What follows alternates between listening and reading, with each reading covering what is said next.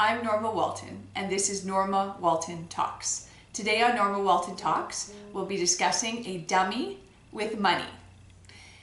In the past 17 years, I have been fortunate enough to earn a fortune and then have that fortune intentionally destroyed by a vindictive partner. So very lucky on the one hand, very unlucky on the other.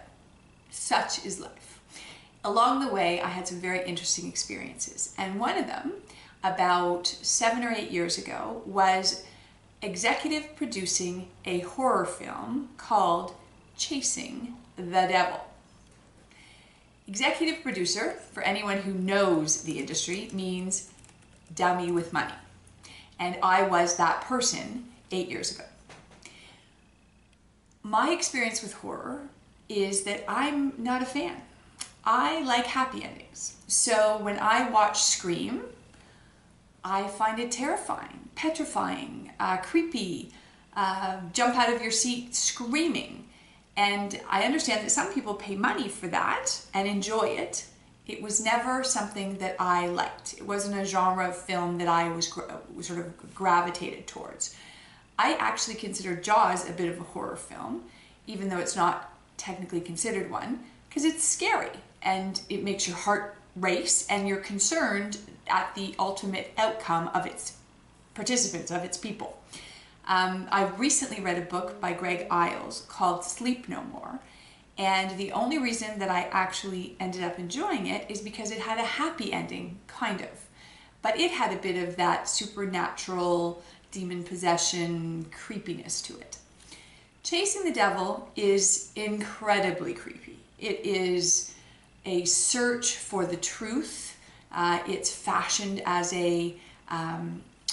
trying to determine what happened to a sister who went crazy and seemed demon-possessed, devil-possessed, did horrible things while being in the possession of an evil force. It's very terrifying. You sort of sit on the edge of your seat on a constant basis. There's all sorts of strange paranormal weirdness going on, and you can't relax at all through the entire movie, pretty much. And given that I don't even like horror movies, it strikes me as to how on earth I got into it. Let me tell you. When I had a little bit of money, people would often pitch me on things that they wanted to do. And this pitch came from people that we were dealing with. We had bought a building from them. And they said to us, listen, we have this fabulous project. Have you ever heard of the Blair Witch Project? And I said, yeah, I seem to remember reading something about it. They said, oh, it's fantastic. It was filmed for $60,000. It was sold by the people who filmed it for $1.1 million, and it went on to earn $250 million. And this project is just like that one. Famous last words. So we ponied up $250,000 US to become the executive producer of Chasing the Devil. It was, the other executive producer was Bill Haber, and who's quite a legend in Hollywood, and his son was the director. So what did we get for our $250,000 US? We got to be the executive producer. And we were invited to the set to watch the filming. So on our own dime, myself, my husband, and our 3 children at the time, we didn't have the baby, flew down to LA. We went to a very creepy looking house, similar to sort of an Amityville horror type house. The children got the headphones on. They were 4 or 5 at the time. My littlest was about 2. They played frisbee with the actors. They played soccer with the actors. They were quite the novelty on set because, of course, this was the dummy with the money's children, so they were very kind to the kids.